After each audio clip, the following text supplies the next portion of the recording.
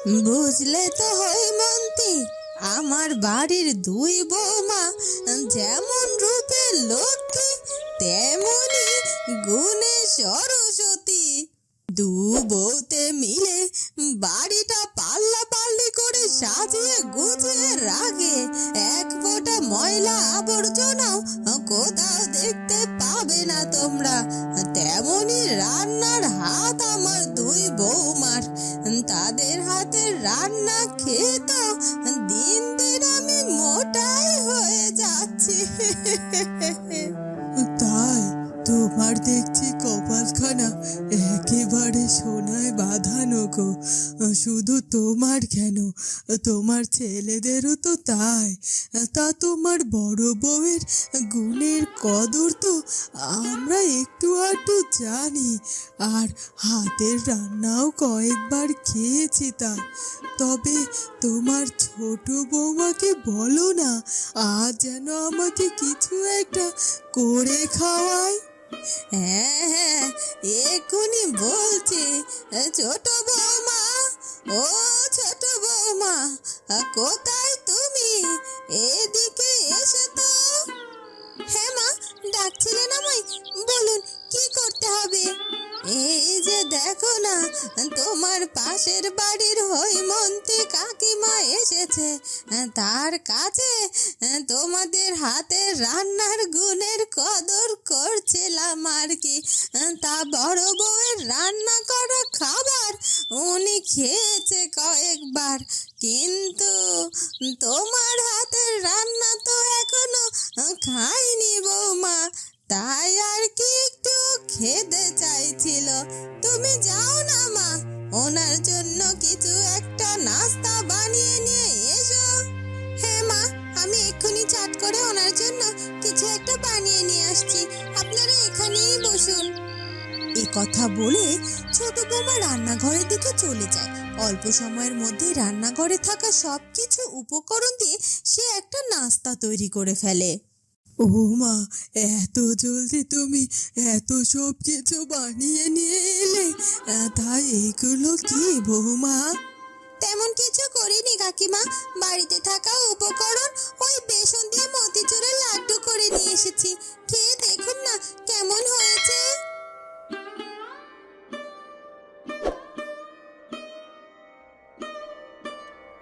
বাহ, এ তো চমৎকার হয়েছে খেতে। হ্যাঁ দিদি, তুমি একেবারে ঠিকই বলেছ। তোমার বৌমারা যেমন রূপে লক্ষ্মী তেমনি গুণে সরস্বতী। বেঁচে থাকো বৌমা, বেঁচে থাকো। এরপর হৈমন্তী নামে সেই মহিলাটি সেখান থেকে চলে যায়। তারপর বড় বৌমা সেখানে চলে আসে। এই নাও দিদি, মতিচুরের লাড্ডু খাও। মতিচুরের লাড্ডু কোথায় পেলি শুনি? আমার দেবর বাজার থেকে এনেছে বুঝি? না না বৌমা, এই মতিচুরের লাড্ডু তো আমার ছোট বৌমা নিজে হাতে বানিয়েছে। কে দেখোই না একবার কেমনটি মজা হয়েছে। হ্যাঁ হ্যাঁ দিদি, এই নাও। এরপর বড় বৌমা সে মতিচুরের লাড্ডু খেয়ে বলে, হ্যাঁ রে, সত্যি মজা হয়েছে তোর হাতের মতিচুরের লাড্ডুটা। তা কি উপলক্ষে এই লাড্ডু বানাতে গেলি রে হঠাৎ? ওই যে তোমার পাশের বাড়ির হৈমন্তী কাকিমা এসেছিল, সে তো ছোট বউয়ের হাতে রান্না খেতে চাইছিল, তাই একটু লাড্ডু বানিয়ে নিয়ে এসেছে ছোট বউ। বাহ মা বাহ, হৈমন্তী কাকিমার কাছ থেকে ছোট বউয়ের নামে ভালোই প্রশংসা কুড়াচ্ছেন, আর এখন বড় বউকেও ডাকছেন না। মানছি মানছি, ছোট বউয়ের হাতের রান্না বেশ ভালো, নতুন নতুন অনেক কিছু বানাতে পারে। তাই বলে কি আমার রান্নার কদর আপনি ভুলে গেলেন? এতদিন তো এই বড় বউয়ের হাতের রান্নার প্রশংসাই করেছেন সব সময়। আহা বড় বউ, তুমি আমায় ভুল বুঝো না। তোমার রান্নার প্রশংসা আমি কি ভুলে যেতে পারি?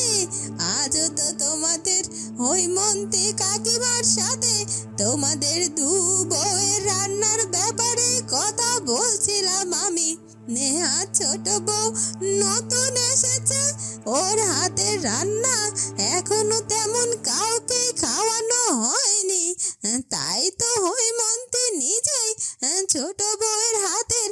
কিছু একটা রান্না খেতে চাইছিল, সেজন্যই তো আমি ছোট বউকে ডেকে এসব কিছু বানাতে বললাম।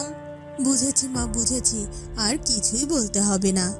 এ কথা বলে বড় বউ সেখান থেকে চলে যায়। দিদি বোধহয় আমার উপরে মন খারাপ করলো।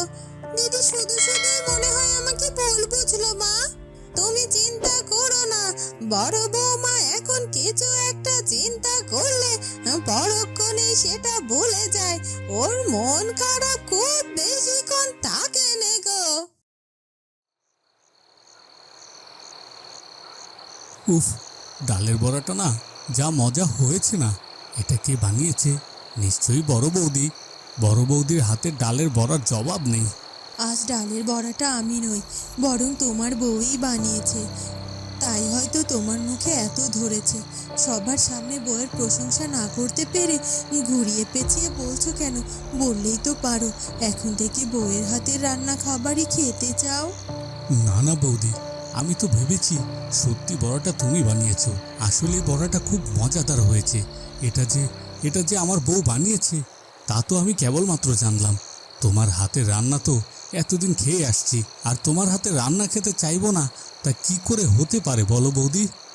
বড় বৌমা, পায়ে পাড়া দিয়ে খুদ করা তোমার দেখছি স্বভাব হয়ে উঠছে দিন দিন। আর তাছাড়া আমরা তো কেউ ছোট বৌমার সাথে তোমার তুলনা করছি না। তোমরা দুজনই তো নানা গুণে গুণান্বিত। শুধু শুধু তুমি কেন ছোট বউয়ের সাথে নিজের তুলনা করছো বলো তো? আমাদের দুজনের গুণ থাকলেও ইদানিং আপনারা সবাই ছোট বৌমাকে নিয়েই বেশি মেতে আছেন। ঠিক আছে দিদি, তোমার যদি এতই অসুবিধা হয় তাহলে আজকের পর থেকে আমি আর হেসেল ঘরে ঢুকবো না। আমি আর নতুনত্ব কিছু বানিয়ে কাউকে খাওয়াতেও যাব না। তুমি তোমার মতো করে এতদিন যেভাবে রান্না বান্না করেছো সেভাবেই করো না হয়। এই কথা বলে ছোট বউ সেখান থেকে চলে যায় এবং একে একে সবাই সেখান থেকে উঠে চলে যায়।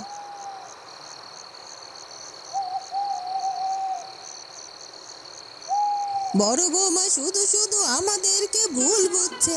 বড় বৌমা নিজেও তো কত ভালো মনের মানুষ। আর ছোট বৌমাকে তো নিজে গিয়ে পছন্দ করে নিয়ে আসলো। তাহলে এখন কেন ছোট বৌমার সাথে এত রেষারেষি করছে? না না না না, এর সমাধান আমাকে করতেই হবে। বড় বৌমাকে এটা বোঝাতে হবে যে ছোট বৌমা এ যুগের মেয়ে। সে নতুনত্ব কিছু খাবারও রান্নাও করে আমাদের সামনে দেয় প্রশংসা পাবার জন্য নয়, বরং ভালো লাগা থেকে নতুনত্ব কিছু রান্না করতে আগ্রহী সে।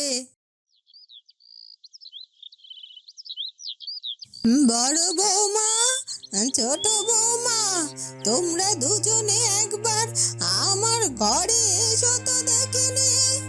এরপর বড় বৌমা ও ছোট বৌমা তাদের শাশুড়ি মায়ের ঘরে যায়।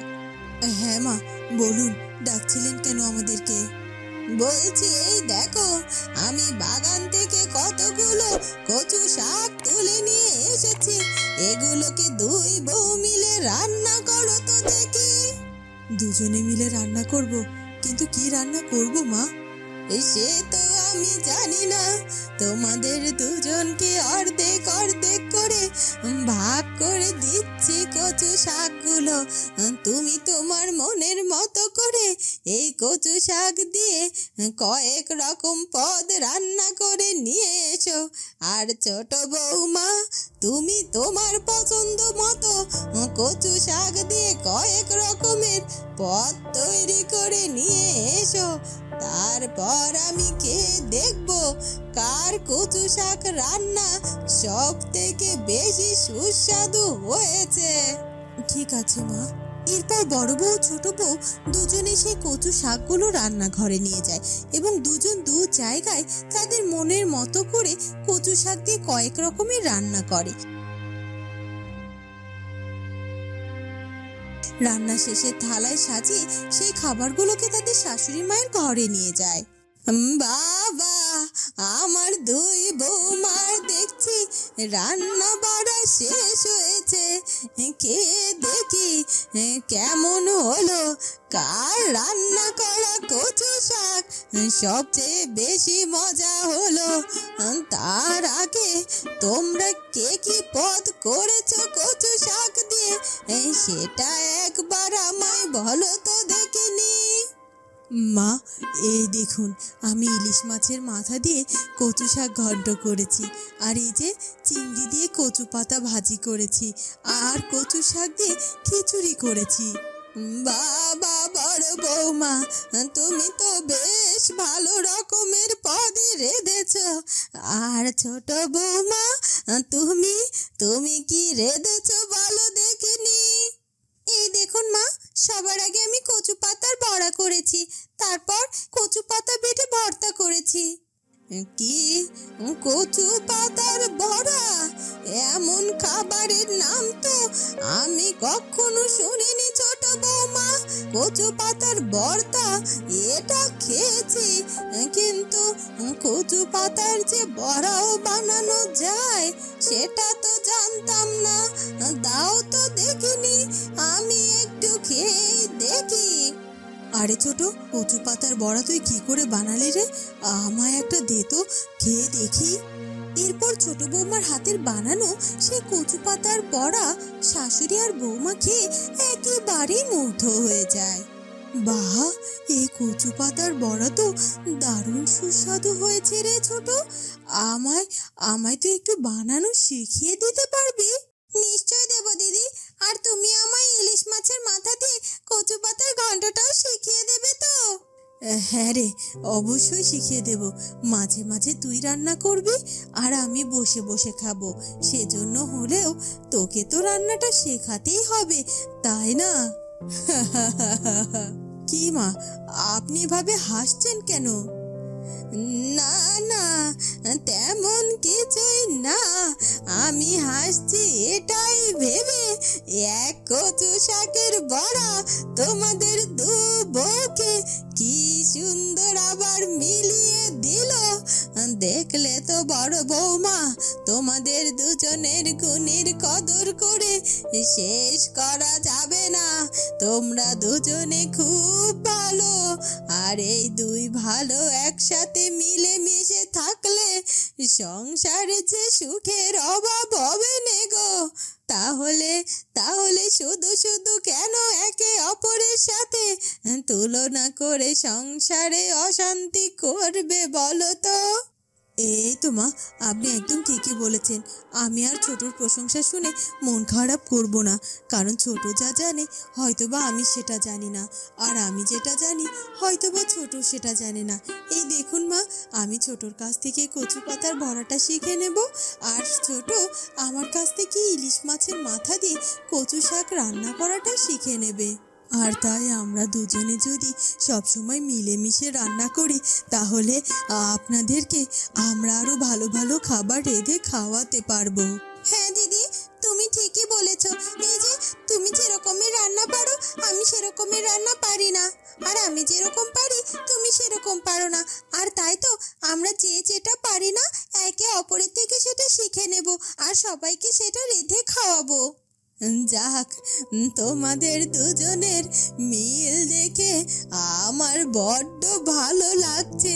এটাই তো চেয়েছিলাম আমি, আমার দুই ছেলের দুই বউ মিলে মিশে সংসার করবে, আর আমি বসে বসে সেটা দেখে অনেক খুশি হব।